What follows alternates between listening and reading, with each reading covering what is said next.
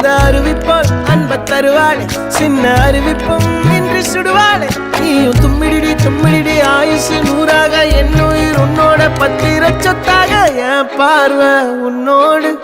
உன் பொம்மை கண்ணோடு பேசாமல் விண்ணோடு